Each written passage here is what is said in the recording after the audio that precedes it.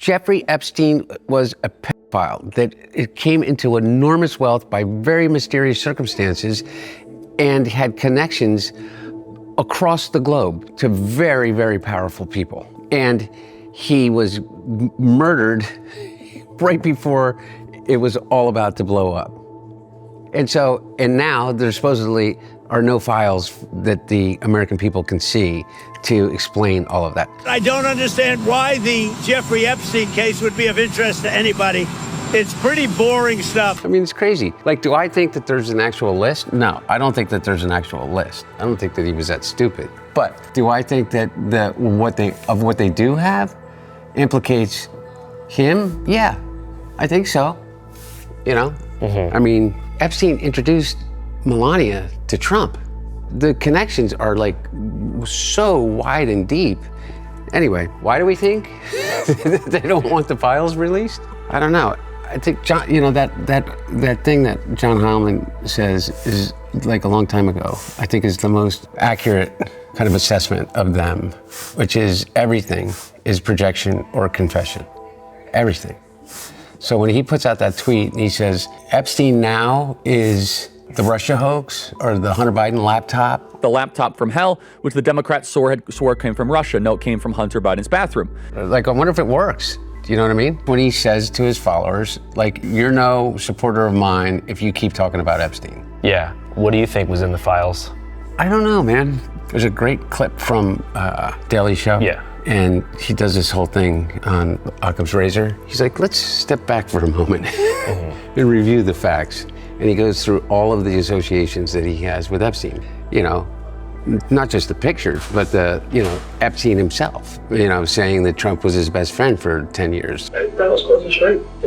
It is even said he likes beautiful women as much as I do, and many of them are on the younger side. And then he goes through all of the connections, and not even all of them, but for like 3 minutes. I just don't know how he's gonna turn this one. It's all been a big hoax. It's perpetrated by the Democrats. We need to release the Epstein list. That is an important thing. I think we talked about it before, is that central to their tactics is this elimination rhetoric. What they do is they accuse a group of people of the most heinous thing that you could possibly accuse them with, which is pedophilia. And if you can get just 10% of the people to believe that someone is capable of such a heinous crime or involved with such a heinous crime, then you can get them to believe anything about them. Yeah. And, and they used it to great effect.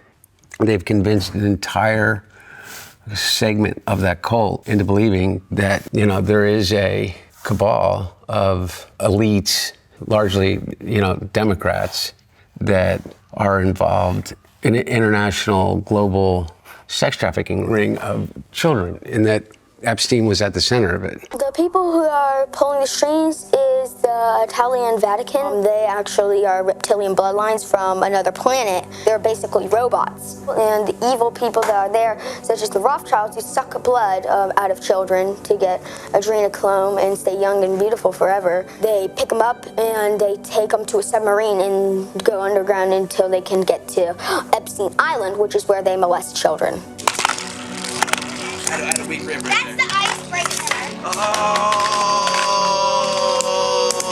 And I think what they got is, through the investigation, a lot of information that would lead people to maybe in a more full way understand the exact nature of the relationship that Trump had with Epstein, which, in their own words, revolved around, women.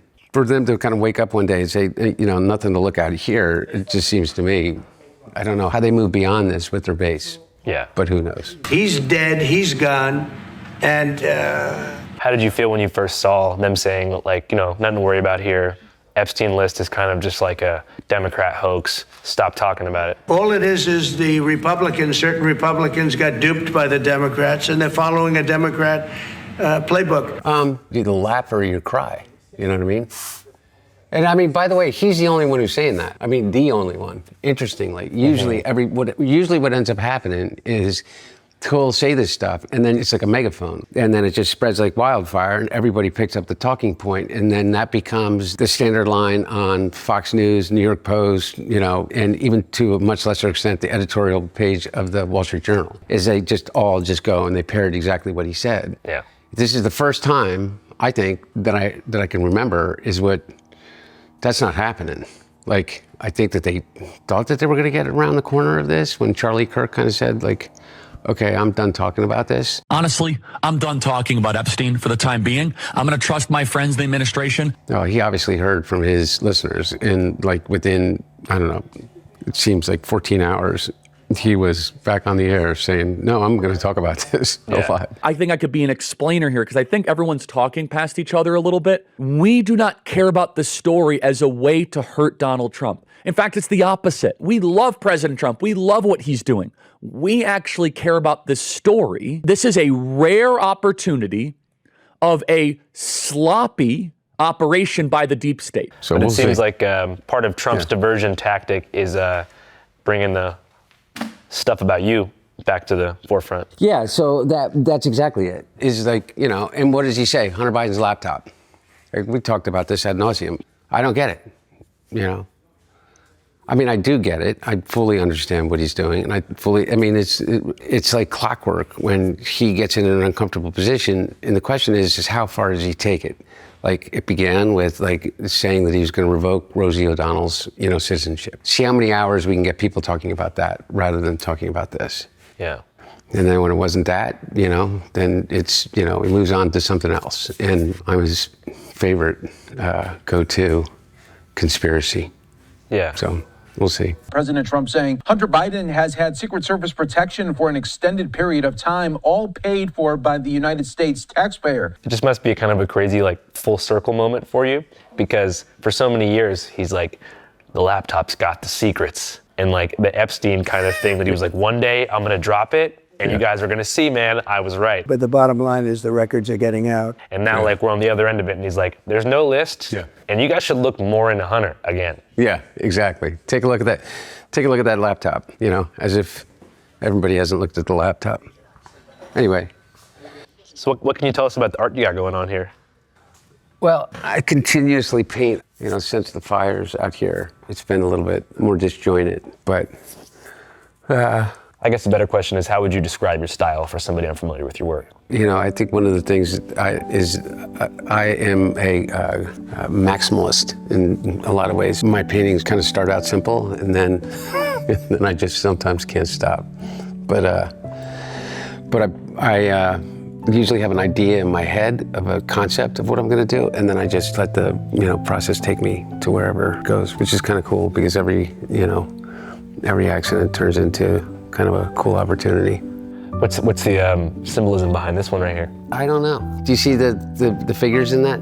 I'm seeing a bird, and it looks like there's a Mesoamerican flair to it, but I'm also seeing the all-seeing iris. So there could be kind of a Saharan Mayan fusion. Yeah. But that's just me trying to say stuff. I love it. That I don't necessarily understand. I love it. And that's the coolest part, I think, about painting is that, I started it with the kind of an intent of what it meant to me. But the cool part is if somebody else comes in and has a completely different interpretation of it. And, you realize that I think that's kind of the coolest part about making art is that once you release it to the world, I think you're the first person outside of family that's seen that one. Oh, sweet. Yeah.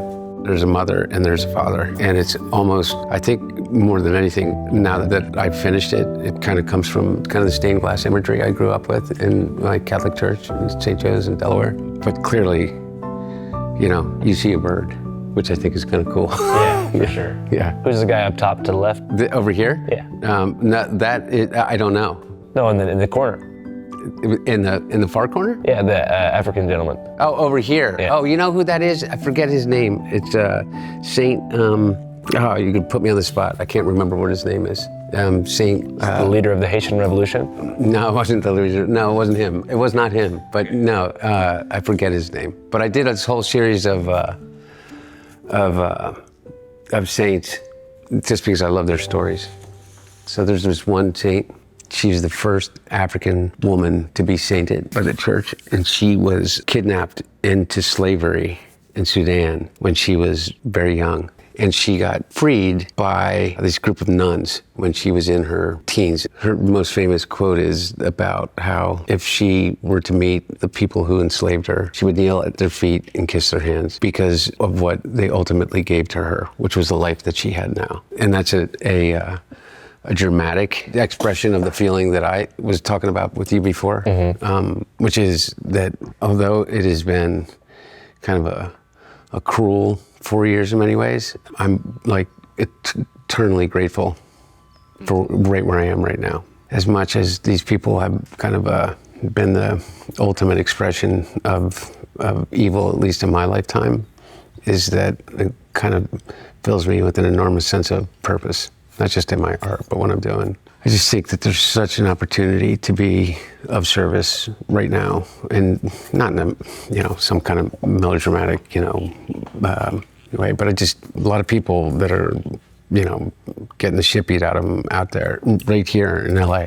And there's an enormous opportunity for just normal people to do kind of heroic things, whether it's protecting somebody that's about to get kidnapped off a street, if you witness it, to I'm working with a group now called BASTA, the homeless prevention, and just started actually as a director of development for BASTA, which is the leading homeless prevention and tenants' rights group in Southern Los Angeles. Like you protect people from like eminent domain style evictions? Well, from eviction, and we're the only group in at least Southern California that represents undocumented, and so we don't take any federal money. And by the way, it's not just El Salvadorian immigrants, it's Ukrainian immigrants that came in under duress from what's going on in Ukraine and find it really hard to find work because of the fear of employers that they're going to disrupt their business because of ICE raids and things like that. And then they lose their income. And almost all of these people are families and children. And if you can keep someone in their apartment or their home, you obviously also keeping somebody off the street in homelessness. And what you find is like when a child becomes homeless, like the road back to any chance of normalcy just becomes exponentially harder, harder and harder. One connection I wanted to make that I feel like I didn't mention in our last interview is we talked about the prison in El Salvador. If you think that the prison in El Salvador is not a fucking concentration camp, you're out of your fucking mind. Tell me anybody that's returning from there. You saw those pictures. Do you think anybody's getting out of there? Or, is it a rehabilitation center? You think I've been to those places in South Sudan and around in those areas. You think anybody's getting out of those South Sudan prisons? Ever? Ever? Out of your fucking mind. That's a death camp. They're done. They're over. And if you're not dead, you would want to be dead if you were in that prison. Well, today the leader of El Salvador hit back on Twitter with this blunt reply: "Is Hunter Biden sniffing powdered milk?" referring to Biden's earlier troubles with drug use. And then US Border Czar Tom Homan was just as blunt. I don't really care what the former first drug addict thinks. Yeah, and I went and talked to like somebody who was Salvadorian, and I was like, what do you think about that? And they were like, it's the best thing that ever happened. El Salvador is now 15, 16 times safer and has like a much lower homicide rate. Yeah. We referenced the case of that guy who got sent there, the Maryland guy who was, not even, I think he was actually a citizen or something like that, and he got sent there, he got sent there without trial. Yeah. Do you see any merit to like the flip side of the coin? No, I don't see the merits to any argument in which the way in which you solve a problem is by completely dehumanizing people, utilizing the tools of a fascist dictatorship. Yeah. I don't believe in that. Yeah. like fuck no, do I believe in that? No. Yeah. It's the oldest political tool in the toolbox, which is, like hang 'em high, like I got no problem with people that are deserving of punishment to be punished, but to create an entire system in which you have no due process, no habeas corpus, no ability of any judicial review as it relates to the state's actions against you, without any chance of pleading your case or your innocence or or any tempering of whatever it is that you have been accused of doing, it's just it's barbaric. That's why we have a constitution. That's why we have rights under that constitution. And that's why the Supreme Court has continuously held over the past 250 years is that, certain punishments are outside the scope of any human being's constitutional rights. Yeah, I was just surprised because, they were talking about Bukele like he was like the savior of their country. I just didn't expect that reaction. She was like, yeah, now, my grandma's not getting extorted running a, By the way, car. so that's it, that's a flip side. And if you're telling me that the only way that you can do that is to create a concentration camp and put people in it without any judicial review, I don't want to live in that country. Yeah, so you think even though my grandmother would be safe, or I'm safe, until I get crosswise with the president of El Salvador or anybody that works for him. Yeah.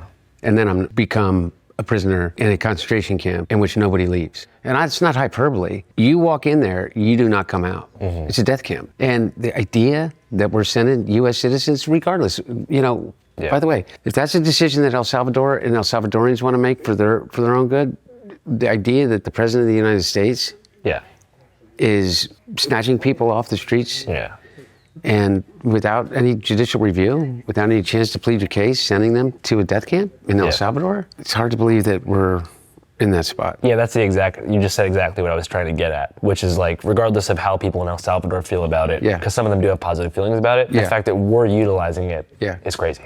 Because that's not even our country. Mm-hmm. And so it's like you're finding a place to collaborate with that has no judicial process as a way to get around basic human rights. Yeah. So pretty much like a couple weeks after our big interview, Trump and Pam Bondi had a press conference of some kind and were asked about the Epstein files, which they promised to release. And they said, no big deal, stop talking about this creep, nothing to see here, keep moving. But the question is, what was your first reaction when you saw that? My first reaction, it's so predictable. Mm-hmm. It's the obvious conclusion to a conspiracy theory for which his base was so attached to and can remain so attached to. It is the principal motivating factor for an enormous part of the energy within MAGA base. And if you read any of, I'll think of his name in a second, but he'd written about this extensively, is that people do not understand to the degree that the global cabal of pedophilia conspiracy is at the root of so much of the MAGA movement, and they're very, very, very attached to it. At the end of the day, is that I don't know if he is going to be, even by distraction, whether it's me or threatening Rosie O'Donnell's citizenship or whatever other distraction that he has come up with in the last 4 hours, because it really is a core tenet of their belief that cabal exists, and that cabal was populated mainly by global elites and Democrats. So he now says that it's all a hoax, that the Epstein conspiracy was all a hoax. And he said to his followers, you're no supporter of mine if you continue to promote this hoax. And then says that it was conspiracy that was started by Obama and Biden to get him. If that's the case, is he saying that we Democrats had the ammunition, the conspiracy to deploy against Donald Trump in 2016, but we didn't use it? And then we had 4 years to do it while he was president. And then we had 4 years to use it when my dad was president of the United States. And then we didn't use it in the 2024 campaign against him either. We waited until he became president, took over the Department of Justice like no other president has in his lifetime, took over the FBI, and they report directly to the president for the first time in history, by the way. And now that they have the information, there's nothing to see. And it was all a hoax by Biden. It literally makes no sense. And I wonder if it'll work, though. I mean, with his supporters, I wonder if they'll drop it. You think they'll forget? I don't know. I guess this is going to be the real test. I think this will be the first real test. Because they, in other times they have. I mean, look, he said that the election was stolen. And Fox News followed him down that rabbit hole to the tune of $782 million that they had to pay in a lawsuit to Dominion, but it didn't stop him.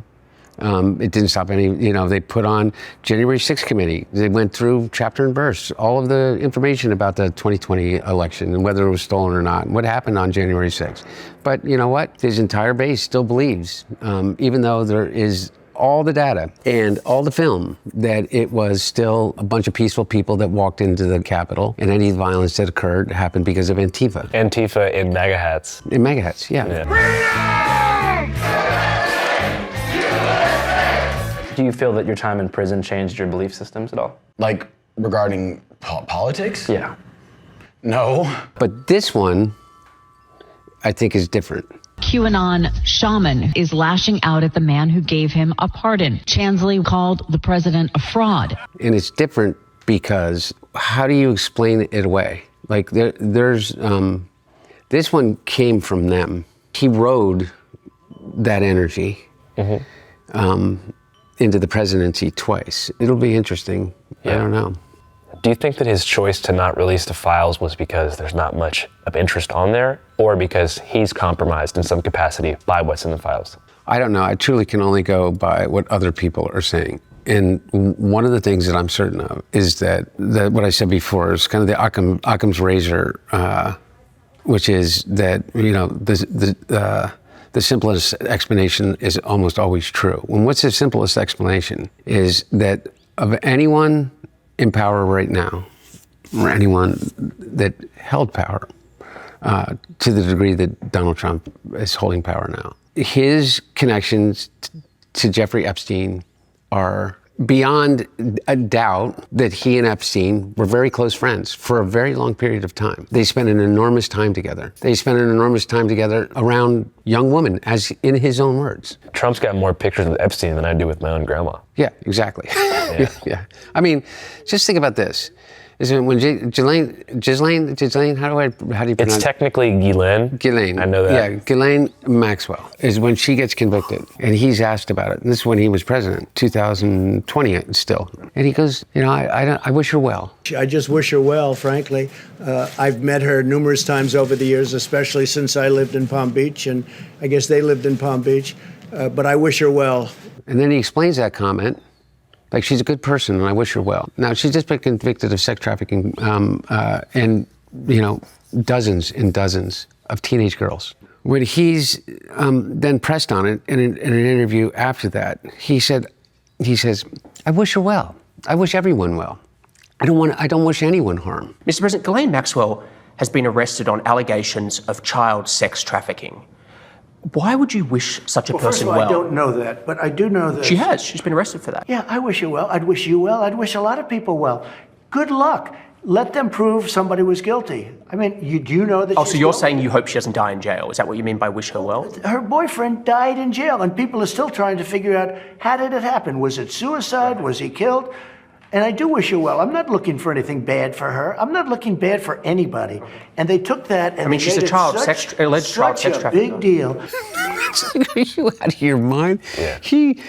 He can't wish anyone well on Christmas morning without sending out a tweet or Truth Social or whatever it is, blaming the leftist, socialist, communist Democrats and Joe Biden and blah, blah, blah, blah, blah. I mean, literally, on Easter Sunday, he doesn't wish anybody well. There's never been a time in which he's ever, in my estimation, wished anyone well, let alone a convicted sex trafficker. Yeah. And so what's going on there? Okay, well, they knew each other well. They spent an enormous time together. According to his biographer, is that Jeffrey Epstein introduced Melania. That's how Melania and the First Lady and the President met. Really? Yeah. Epstein made the intro. Yeah, according to Michael Wolff. Yeah. And so I only can go by what people are saying, and I don't know. As many of you guys know, the first 3.5-hour Hunter Biden interview broke headlines nationwide. Here, as you can see, using the ground news bias distribution tool, the left and the right are covering our Hunter Biden interview very differently. The left-wing New York Magazine headline reads, Hunter Biden unloads on his father's team, George Clooney, and critics, while the right-wing Daily Wire reads, Hunter Biden defends illegals with slew of F-bombs. Interesting to see what each party chooses to focus on. I did notice that across the board from left to right, they were all pretty obsessed with his profanity and calling it a vulgar tirade as if they'd never heard someone say fuck in real life. Anyways, something else that doesn't get enough attention is how many news stories aren't actually real news stories at all. That's why Ground News shows you how many actual sources are covering a story, so you can figure out if an article is legit information or just echo chamber nonsense designed to grease the algorithms and control your mind. Anyways, another feature I love to use at Ground News, their blind spot tool, which shows you the stories that might not be appearing in your typical media bubble. For all those reasons, I trust Ground News to help Channel 5 cut straight through the noise. And right now, you can subscribe for 40% off the Unlimited Access Vantage plan, bringing the cost down to less than $5 a month. Just scan the QR code here or click the link below to sign up. Supporting Ground News means helping to support us, which means that we can keep making videos like this and giving y'all coverage that isn't watered down or dictated by corporate interests. So check it out, stay informed, and most importantly, don't let the media tell you what to think. And in Epstein's own words, he was his actual best friend for well over a decade. The thing that is like, I'm loath to do is like, but feed into another goddamn conspiracy theory. It's just so destructive to the entirety of the cultural fabric. It's like, I think it's an important story, but I think it's an important story because of the victims. Mm-hmm. That's why I think it's an important story. Yeah. You know, when my brother was Attorney General, he convicted the most prolific sex offender in a pedophile in history. John Wayne Gacy. No, pedophile, and over 248 victims, I think over 250 victims, and his name was, oh God, I forget his name, a doctor. He was a pediatrician, and he filmed it all. And he would take pre-verbal children that were his patients into a room by themselves, and he filmed him sexually abusing them. Firing squad. Over years and years and years. And my point about it is this. He had a whole office. He was an incredibly well-respected doctor in Southern Delaware. He was the chair of one of the hospital's pediatric divisions. He had a practice, and over the course of decades, had seen thousands of children. But everyone knew there's something weird. Everyone knew. Now, what he did, he was so diabolical that he only targeted children that couldn't speak or that were pre-verbal. So I'm talking about like 2, 3 toddlers. Toddlers. And the only thing that got him was that he had filmed it all. And so when my brother was by the way, law enforcement had known about it for years. Had been getting complaints from mothers, had been getting complaints from like children that couldn't fully form it, and no one was willing to bring the case. And it was the same thing with Jeffrey Epstein. I think the only thing that really to take away from this is that men are fucking pigs. And the fact of the matter is that pedophilia is much more pervasive than you would think that it is. And I think people's willingness to believe it is because of their own experience in life. And I wish that was the discussion that people were having about protecting children, because most of Jeffrey Epstein's victims were not like, 18, 19, 24-year-old models that came over to work for John Casablancas and Elite Models and got themselves into bad situation on his island. Most of them were like 14, 15-year-old girls from West Palm Beach that he would, manipulate into coming over to his house. But I'm not talking like 1 or 2. I'm talking, there were hundreds, and everybody knew. And he had a full staff of people, and he had friends that were there, and he had, and I'm not saying that means that everybody that was in the presence of Jeffrey Epstein or was at one of his salons was necessarily a pedophile. Yeah. I mean, he had the Dalai Lama at his house at one point. That does not mean that I don't have the complete reverence for the Dalai Lama. Yeah. But that's how he would sucker people in, is that you would have these powerful people and you would see kind of like this other thing going on, and you could think they must like have been like, suspension of disbelief. I mean, like I don't know. But in retrospect, everybody's like, oh yeah, like that was weird. And I think that that's what's going on here. And I think that what probably exists is a lot of the victims recounting that they were there when he was there. So you're not as concerned about the conversation over whether it was a pedophile destination or if it was some kind of like intelligence honeypot. You're more focused on the broader conversation about pedophilia and the pervasiveness of pedophilia among the powerful. No, I wish everybody would be more concentrated on that. But the fact of the matter is nobody is. So like, that's like, you know, I mean, it doesn't matter. That thread has completely been lost. So now there is a real question, and he's making it, and in any other political situation, it would be, you know, like it would be over. Yeah. It would be over for this person. He's directed his attorney general, because his attorney general, by his own account, doesn't do anything without his direction, okay? He directs the FBI, because his FBI director, by anyone's account, does not do anything without his direction. Nobody. Not one of his cabinet members, none of it happens inside cabinet now. There's no separation whatsoever between the Oval Office and the entire administration in terms of its leadership. And that doesn't mean that he's fully aware of every decision that is obviously being made, like, you know, Pete Hague says, stopping aid to Ukraine without telling him. But that's just because people are, you know, that he's chosen a bunch of morons. So you're saying he made the choice to shut it down? Yeah.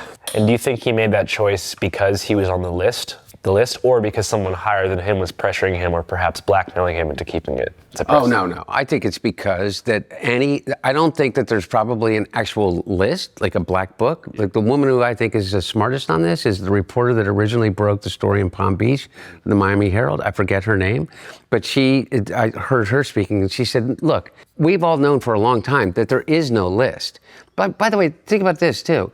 How many different investigators have there been on this? You had the Palm Beach Police, you had the State's Attorney's Office in Florida, you had the FBI and multiple different offices and headquarters. You had the Southern District of New York. You have the U.S. Attorney in Palm Beach. And each one of those, there were grand juries impaneled. There's grand jury information. There's an enormous amount of evidence that was collected, and that all exists. Okay. And every one of those people from all the leaks, and I can tell you from my own experience, having had to go through all that shit, is none of it stays confidential. It always leaks. And if there was a list and actual names, like, John Smith, blah, blah, blah, check mark. You know what I mean? Like 6 times in, at the island or whatever. I don't think he did that. I think what he did is that there is a body of information in a wide-ranging investigation in which his name appears probably as much or more than anybody else, because they were together by their own words. I'm not even making it up. I feel like I don't want to Well, Trump says they used to hang a lot, but then he figured out that, he was into underage people, and he was like, I got to stop hanging out with this guy. No. He never says that that's the reason that he stopped hanging out with him. He said it one time. He was like, Jeffrey, we were cool, but I don't know about him now. After he was convicted of solicitation. After he became an RSO, registered sex offender, Trump was like, all right, man, that's enough. I'm just giving you the Trump defense, devil's advocate, because that's what he's going to say. Yeah. And I boy, wow. Once you got convicted, which by the way, yes, you're right. That's it. He does say that. This is when that happened, when Alex Acosta came up with a non-prosecution agreement and gave every single person, named or unnamed, in the indictment immunity. Yeah. Everybody. And then Trump became president and named Alex Acosta the Secretary of Labor. Out of the blue, as if he had any qualifications. Did Trump ever suggest back in the heyday of 2020 that you had a connection to Jeffrey Epstein of some kind? I don't think so. You never got wrapped up? Just loose associations in the mind of Trump supporters. Don't start it either. No. My God, I got enough goddamn problems. It's no one yet, and now. I figured they'd somehow tie you to it. Thanks, brother. Yeah. Exactly. So, do you think it was like a suicide? Epstein? No. Nobody does. I mean, really, except for all of a sudden, Kash Patel and Dan Bongino. Nobody thinks it was. Yeah. Is that you have that renowned doctor, a coroner, that did the, what's it called? Postmortem autopsy. Yeah, the postmortem autopsy. I don't know if that's what it's called. He talks about all the different, the different fractures in his neck and how it was impossible that he could have done that by simply leaving. suicide by strangling yourself? What? You can't commit suicide. No. Exactly. And You he can't says, strangle yourself to death, even if you hate life. yes, exactly. That literally is an impossibility in a fiction.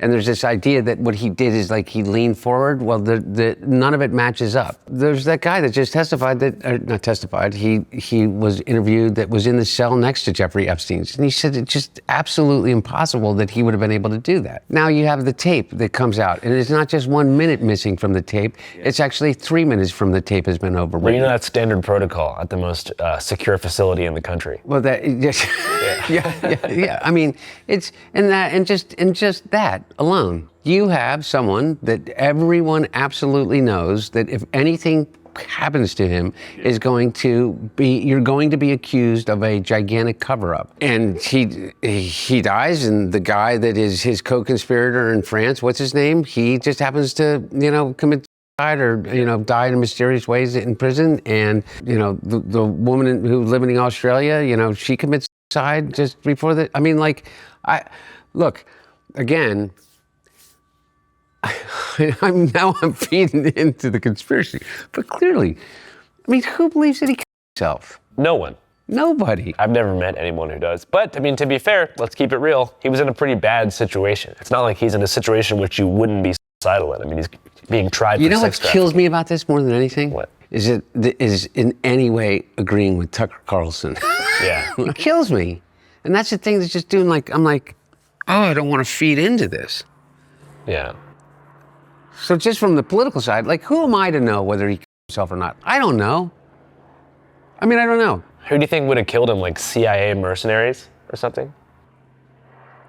No, I don't know. Other inmates? Because inmates what, do... you mean like a ninja?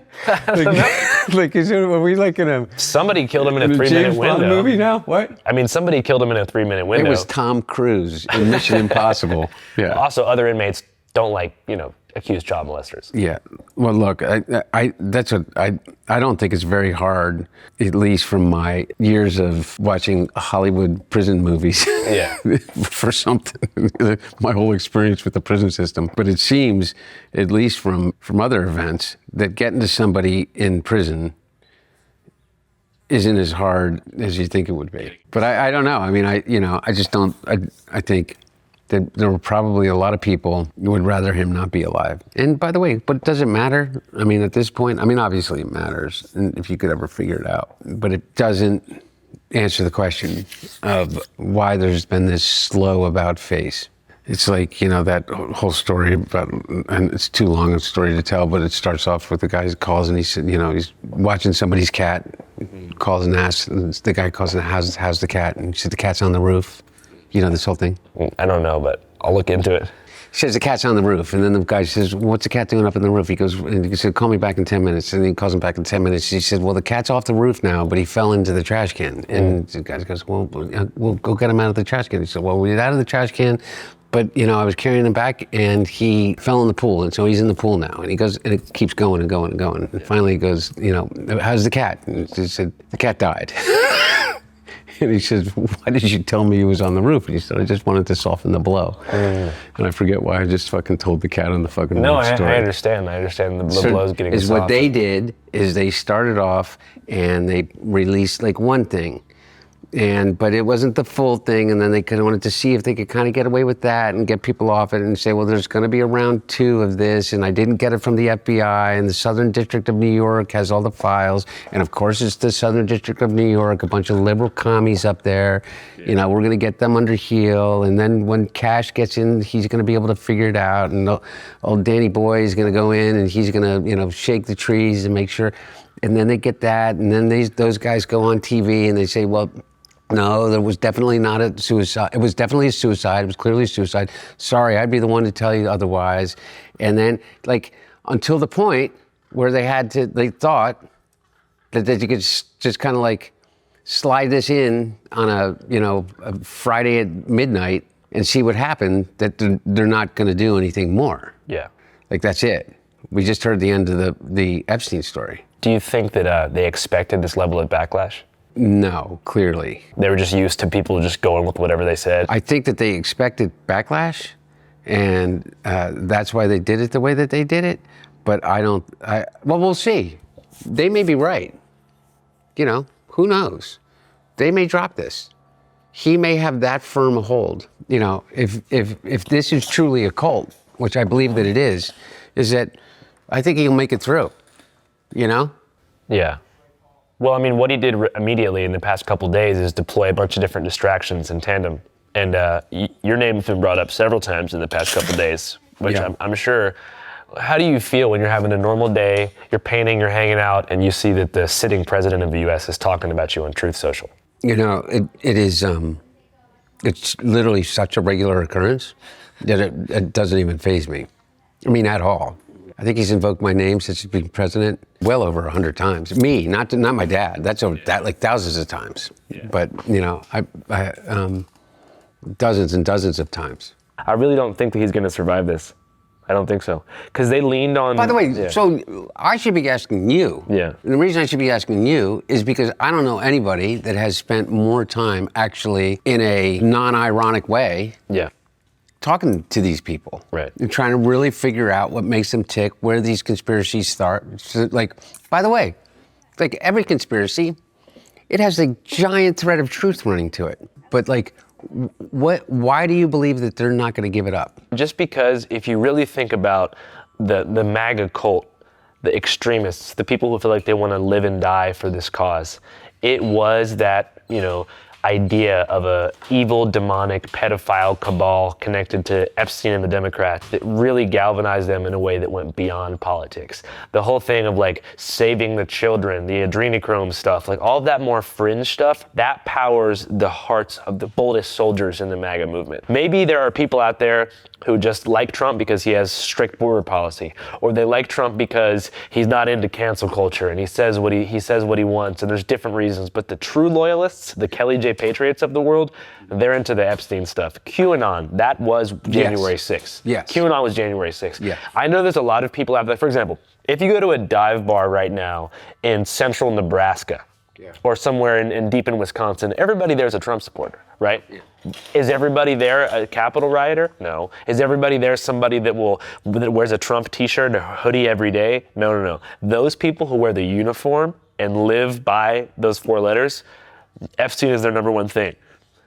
And so what I think they're going to do is they're going to say either Trump is compromised now by the deep state and we need a new figure to rally behind, or the only way I could see Trump getting out of this is if he said, I actually have the files, but I need the files so that I can continue to blackmail powerful people and make sure that we can get the America First agenda continuously in the doorway. So I could see Trump being like, yeah, I didn't release them because I got dirt on these Democrats and I'm keeping them at bay. So I'm going to release it when the mission is complete. That is the only possible route they could have forward. Oh, God, I hope you don't give him that idea. I'm sure he's thought about it. But by the way, so like I think we talked about this last time we spoke, is remember what the laptop is, okay? The laptop to 90% of the people is this amorphous kind of like make of it what you will. Like dream up whatever crime you want, and that's what the laptop represents to them. To that 10% that you're talking about, it's pedophilia. The first thing that they did, that Bernie Kerik and Gao and Giuliani did on separate tracks, Gao with Bannon and Giuliani and Kerik did, is they accused me of pedophilia. And they kind of held up the laptop. I mean, it was like the ultimate McCarthy era. It's like, I got a list in my breast pocket. It was like, I got a laptop and it has, you know, and hinted at underage girls, in Rudy Giuliani's words. Pictures of underage girls. And then they just let that sit out there.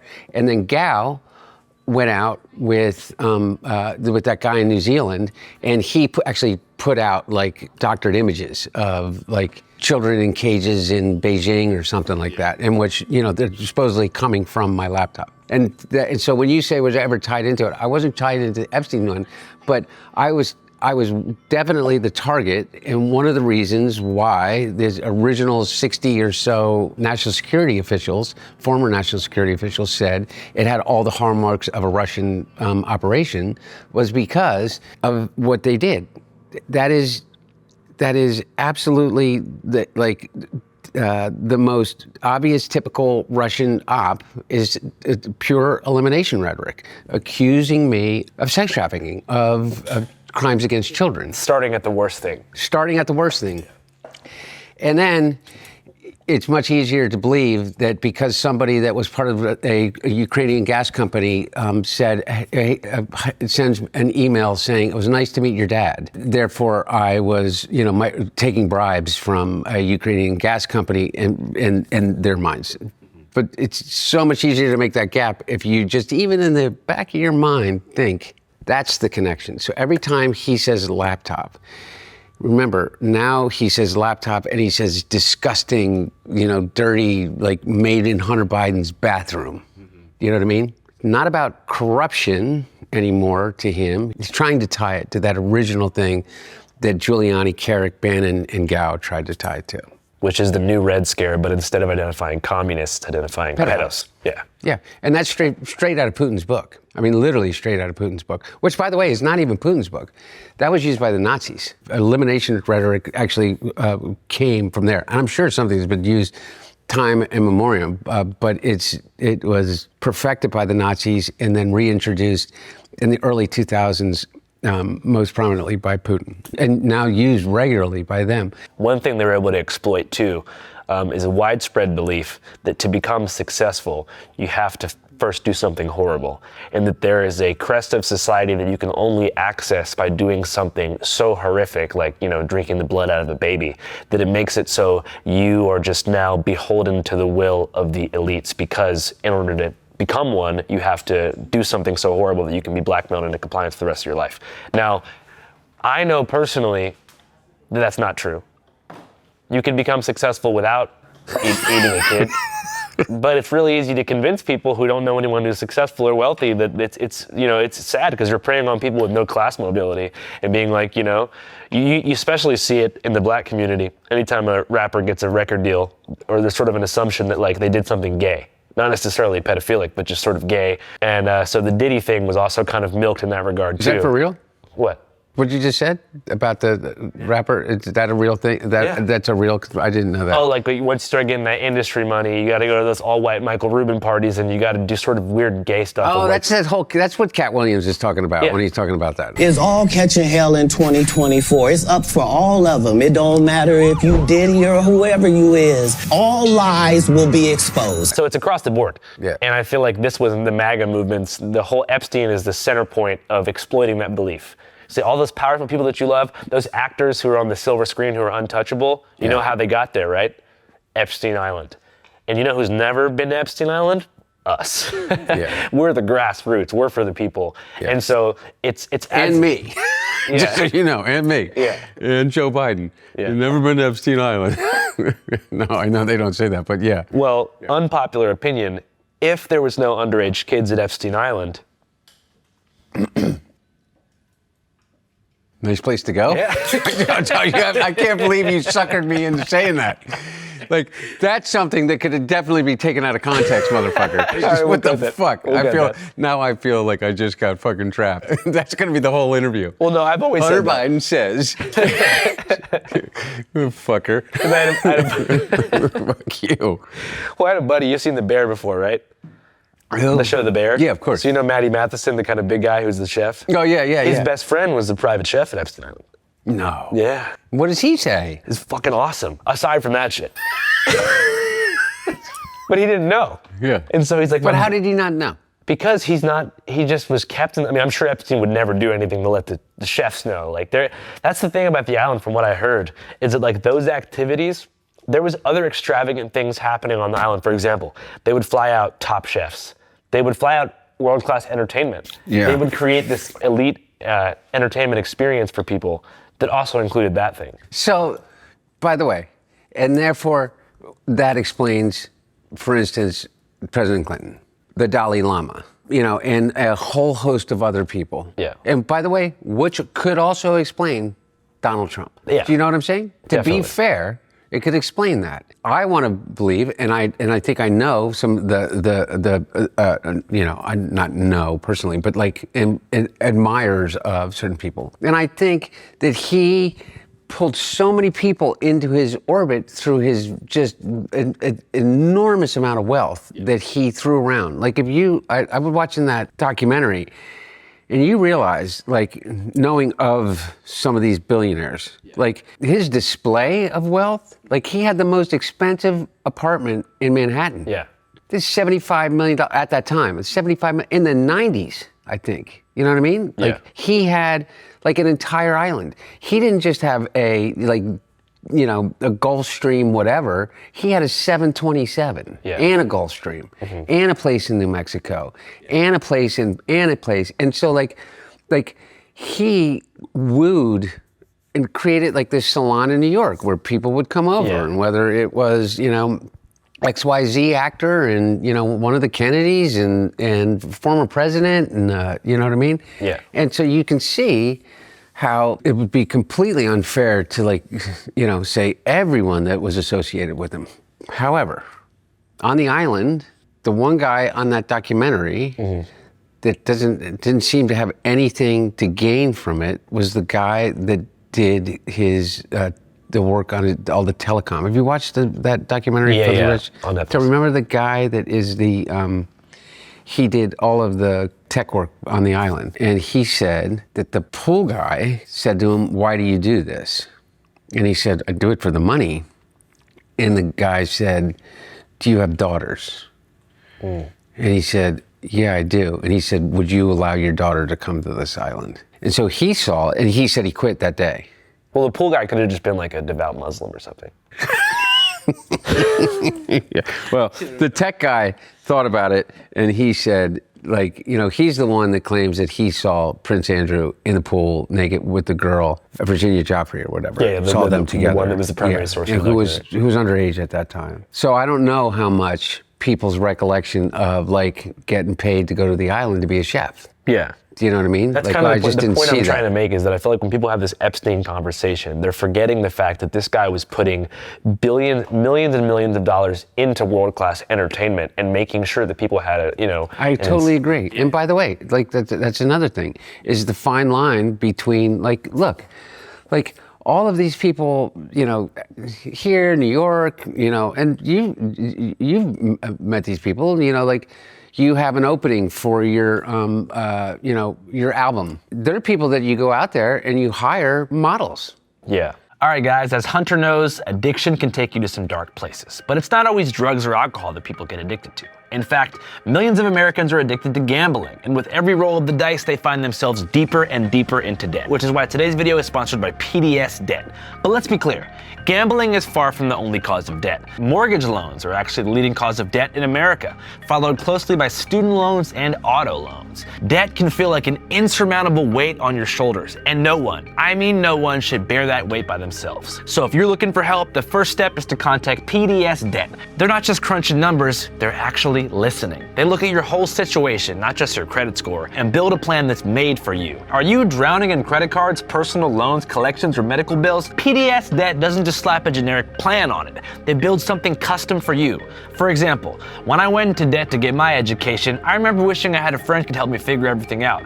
Unfortunately for me, I didn't have any friends in college and didn't know about the good people over at PDS Debt. But thankfully now I have friends and I know about PDS Debt. And I think that if you're in my situation, this could be massively helpful. PDS Debt also has an A+ rating with the Better Business Bureau, thousands of 5-star Google reviews, and 5-star reviews on Trustpilot too. Why? Because they've helped hundreds of thousands of people crawl out of debt hell and get their lives back on track. Guys, there's no minimum credit score and no judgment, because PDS Debt is just about helping you save more, crush your debt faster, and put money back where it belongs, in your goddamn pocket. So what are you waiting for? You're 30 seconds away from being debt-free. So get your free debt assessment and find the best option for you right now at pdsdebt.com/channel5. pdsdebt.com/channel5. It couldn't be easier to get your free debt analysis. Simply click my link, click on the option that best describes your unsecured debt amount, and fill out your personal information. Make this the year that you take control of your debt. As I mentioned, you're less than 30 seconds away from being debt-free. So get your free debt assessment and find the best option for you right now at pdsdebt.com/channel5. pdsdebt.com/channel5. All right, back to Hunter Biden. Only Melissa just come up with a little chicken matzo ball soup. from like out of nowhere. It was amazing. Like, where did that come from? She's like, here's some chicken matzo ball soup. Just whipped it up from the soda cans in the fridge. Okay, how cool would it be if you had all the money to buy this whole? Like, these views are so incredible. Is that a bat? Look at the teeth on that, though. That's not a bat. What the fuck? No, that's a. You may have just discovered a new animal. No, that was a. I think that was a cat. Jesus. Wow, that's a cat who passed away? Rest in peace. Oh, it looks like a dog. Yeah, it does look like a dog. That's a dog who was burnt to a crisp during the wildfires. It's so sad, actually. Life is sad. It's very profound. Yeah. I see why you've made it in TV or online. Oh, dude, is this your hot tub? No, it's not my hot tub. This house is. Wow.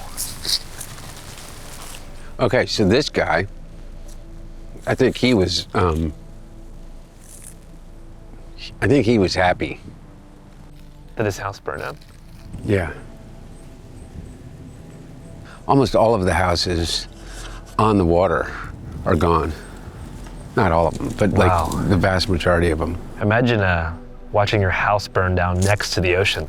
Sort of like a really cruel, Yeah, exactly. cruel sort of laughing in your face type of deal. How much does a house go for around here? I don't know. 10 million or something? No. I wonder if now's kind of a good time to buy. Actually, the prices are still like kind of like crazy inflated. I mean, I rent, so, but that's what I was thinking, the same thing, but you know. See down there? Yeah. Where you can see that roof? Yeah. No, so see the solar panels? Mm-hmm. Okay, then the next house roof that you can see, that's Luke Skywalker. What do you mean? It's the actor who played Luke Skywalker lives there? No, it's actually Luke Skywalker. He's a real person. What are you talking about? I don't know, man. I'm a journalist. I'm supposed to ask follow-up questions. Yeah, follow-up and if you're in some kind of psychosis, I didn't want to make you feel out of place. No. Yeah, the actual Luke Skywalker. Yo, you ever thought about parasailing off of here? No, I have not thought about parasailing off here. That's what I would do. You know, I didn't know that it was this steep until this is the first time ever, because there was a house in front of us. You think I would survive just like running down the hill? No, I don't. I wouldn't die. You know, what's that thing in Scotland? Is it in Scotland or is it in Ireland that they do? They run down that hill chasing the ball of cheese or the wheel of cheese. No. You ever seen that? No. Yeah. Sounds like a good they video roll concept. like a wheel of cheese, and they all line up at the top of the hill, and they chase it down, and these guys just hurtle it down it. It looks really stupid. That sounds dangerous. amazing. I love Ireland. I would live in Ireland. Have you been? No, but that's our ancestral indigenous homeland. Yeah, that's right. Both of us. Yeah. We're brotherhood that way. Isn't it crazy that we're native Irishmen? Yeah, if we're native Irishmen. Well, I mean, technically. Yeah, technically. If you go anywhere, one of the places you have to go is Newgrange. It's so amazing. You know, there's those mounds, you know, that are ancient, like monolithic, you know, mounds. It's older by like 1,000 years than even Stonehenge. And it's a tomb, and it's on the River Boyne, and it has a passageway in it. And on the winter solstice, it's lined up so that it completely illuminates the center of the tomb. And they just figured out, like I think 5 years ago, that there are 5 people buried at the center of it. And they did DNA testing, and the DNA testing traces them all the way back to the same genetics as the pharaohs of Egypt. They came from this one part of Turkey, and they went that way, and they went that way. And then they got driven out by the Ice Age, and then driven back down. Isn't that amazing? That is really amazing. I know that there was like 2 or 3 centuries of Irish history that's just unknown that followed the invention of whiskey. You know about that? No. After whiskey was invented, you know, we talked about consumption deaths last interview. Like there's just 100 years plus of Irish history where like no one knows what the hell even happened. Well, because they were all drunk. Or just like it was just such chaos that they couldn't even keep records. Is that true? Yeah. Are you being serious? I swear to God. I'm gonna send you a link when I get home. That was, you know what that is? That's a myth started by the British. The Irish are so stupid. They invented whiskey and then they fucking were drunk for 200 years. Have you heard the term shamrock washing? No. It's supposedly like a British deep state conspiracy to like wash Irish history and like a lot of aesthetic stuff, like shamrocks and leprechauns, and like at the end of the rainbow, to kind of erase the legacy of the famine. Yeah. Yeah. That's the truth. Like Panda Express or like a In-N-Out. I'm only naming fast food spots. Well, In-N-Out is fine. You don't tip at an In-N-Out. I do. What, you tip at an In-N-Out? Yeah, they have to wear those hats. You know what that feels like? Dude, serious conversation?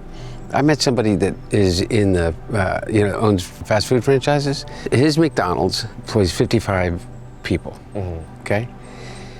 He went all AI, okay? Man. It's about a $2 million investment per McDonald's, okay? He only employs 5 people now. So his margins go up by like 27%. And he'll make back the $2 million investment in under like 18 months. Think about this. There's about like 13,500 McDonald's in the United States of America. I did the math. If every one of them went down to 5 from 55, lost 50, on average 50 jobs, it's 670,000 jobs in America. And that's like, it's a certainty. And that's just McDonald's. You think that, Burger King, Wendy's, Taco Bell, I mean, across the board, you're talking, what, like probably 3.5 million jobs in the fast food industry alone that will AI easily within the next 5 years, if not 3 years. So I've flipped my thinking about this whole AI thing. You're either going to have a massive extinction event, or it's going to be really good with a rough patch in the middle. Because if between supercomputing power, which we're there already, okay, like quantum computer, and deploying AI, is like, how is it that we don't figure out the commercialization of nuclear fusion within the next like 5 years? And if we do that, a limitless source of power without any carbon emission or waste at all, like that could solve like, I mean, we just saved the earth basically. Channel 5 live worldwide, Hollywood and Vine. Fuck the authority, Channel 5 News. Channel 55, we don't fuck with custers, and 5 is the best number. Hey, what's up, guys? Oh, shit. Hey, man, thanks for that web link. It's really working. I don't know if you guys missed the memo, but we just dropped an entire feature film. That's right, a full-blown movie at www.dearkellyfilm.com. DearKellyFilm.com. It's an action-packed movie that revolves around the life and times of Kelly Johnson, a.k.a. Kelly J. Patriot. Kobe Bryant was assassinated by the Quins. Come here, Nazi, you're going to Guantanamo. Oh my gosh, what did I do? Am I getting canceled? The Democrats don't like you, they're gonna cancel you. It documents his semi-estranged family and their attempt to pull him out of the rabbit hole. Are you selling baby parts, yes or no? Don't tread on me. Don't even think about it. I don't want to say too much, but it's a good movie. If you guys want to watch it, it would mean a lot. www.dearkellyfilm.com. It's available for rent and buy. You can rent it for $5.55, or you can buy it for $15.55. www.dearkellyfilm.com. www.dearkellyfilm.com. www.dearkelly